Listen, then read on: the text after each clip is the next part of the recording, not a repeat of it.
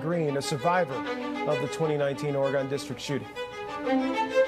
Good to be with you, Curtis and Tanisha. Dion Green has come to Washington, D.C. several times since that shooting happened just over 3 years ago, and he decided to come back today because there was this large rally right outside the Capitol.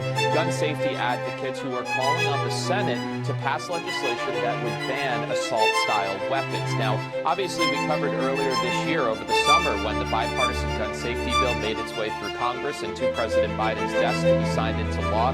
This was a big achievement, but Dion Green wanted to come back. He lost his father in the 2019 Oregon district shooting. His father, Derek Fudge, actually died in his arms. Just a heartbreaking story. Since then, he has dedicated his life to advocacy and to trying to pursue federal legislation to try to slow down the gun violence epidemic that we see across the country. We had a chance to speak with him right before this rally that took place on the Hill. Here's what he told us.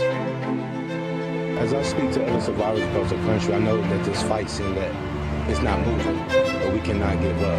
You know, that's what they want us to do. We already have had the ultimate sacrifice, you know, for the survivors out here. We already have lost our loved ones. So we're here to be able to let our futures and their futures have a safe place and to be able to grow up as my child will grow up and her child. And so Dion was one of many speakers who spoke at this event that lasted, I believe, about 90 minutes. And there were probably over 100 people scattered around this lawn outside the Capitol. A couple Democratic lawmakers showed up, a congressman from Rhode Island, Representative Cicilline, as well as Senator Chris Murphy from Connecticut, who famously represented the Newtown area when the Sandy Hook school shooting happened.